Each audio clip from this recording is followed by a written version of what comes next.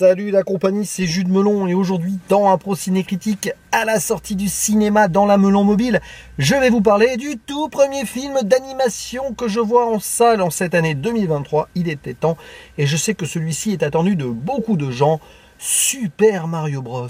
Le film réalisé par le duo Aaron Horvath et Michael Jelenic qui s'était occupé de la série Teen Titans Go que je n'ai jamais vu et donc produit par Nintendo forcément et les studios Illumination, ceux qui ont fait Tous en scène, Moi moche et méchant ou encore Les Mignons. Et au casting, en voix originale, nous avons Chris Pratt, Anya Taylor-Joy ou encore Jack Black, tandis qu'en VF, parce que je l'ai vu ainsi, aucun star talent. Ça fait plaisir, on n'est pas ici tombé sous les sirènes du populaire à tout prix. On a gardé des actrices et acteurs habitués à l'exercice tels que Pierre Tessier qui joue Mario, c'est la voix de Ryan Reynolds, donc Deadpool entre autres. Audrey Sourdive qui joue la princesse Peach, je l'ai entendue ailleurs mais elle n'est pas très connue. Il y a aussi Benoît Dupac qui nous fait Luigi, je crois qu'il avait fait Onizuka dans GTO. On peut citer aussi la présence de Jérémy Covillo qui fait le méchant Bowser avec sa voix comme ça, qui peut faire le méchant d'ailleurs. Emmanuel Garigeau assez méconnaissable en tant que Todd, ou encore Donald Renew qui joue le bras droit de Bowser, un certain Kamek. Citons aussi Xavier Fagnon ou encore Thierry Desroses.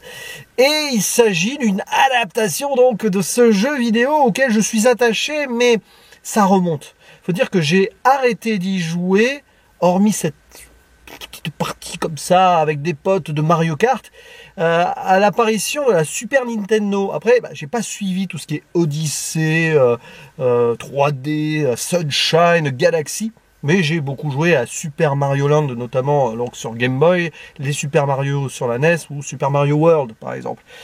Et évidemment, on s'attendait à ce qu'il y ait énormément de références. Certains avaient même peur d'un fanservice trop invasif. Est-ce que c'est le cas? D'abord, petit synopsis, très simple. On va suivre deux plombiers qui habitent à New York, dans le quartier de Brooklyn, qui vont être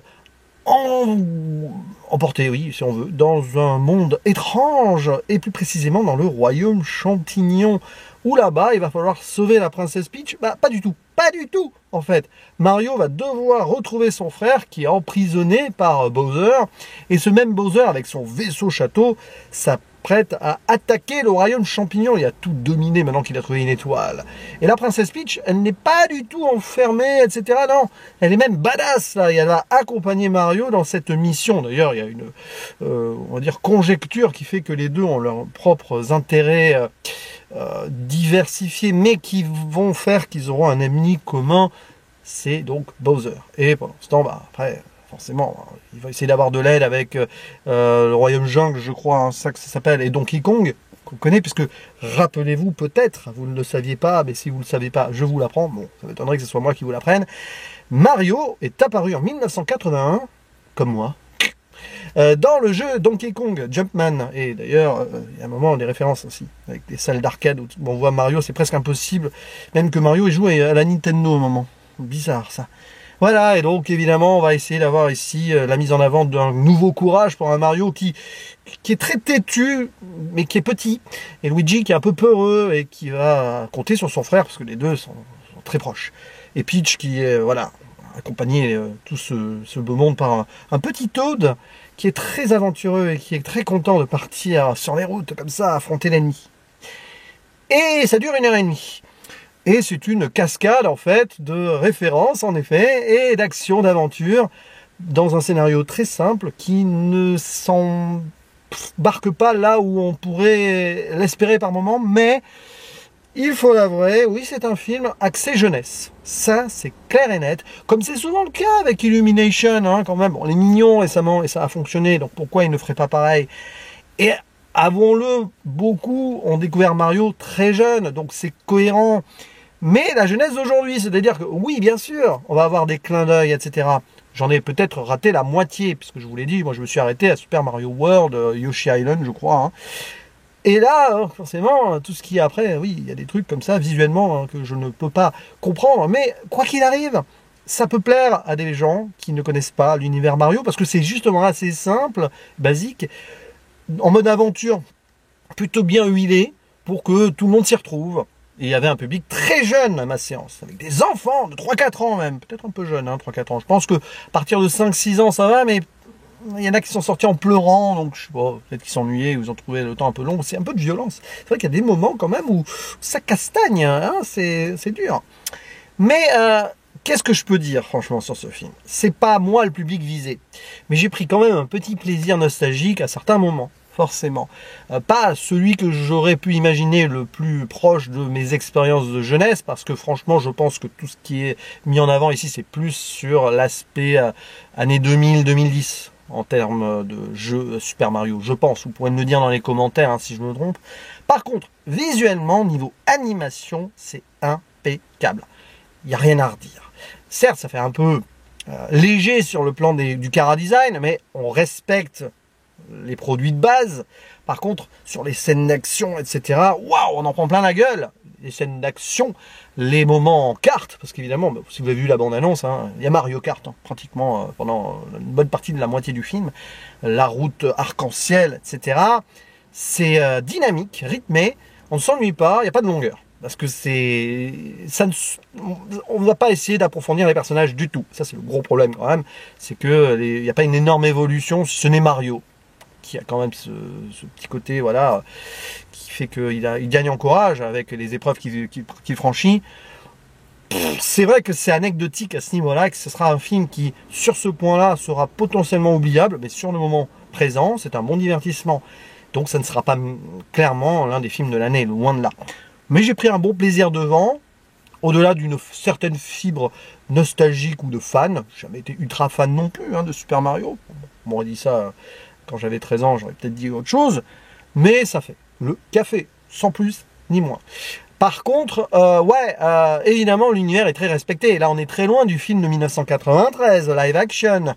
On est peut-être loin aussi de la version film qui est disponible sur YouTube, 1986. Une production japonaise. On peut le trouver maintenant parce que ça a été restauré par des Français, je crois.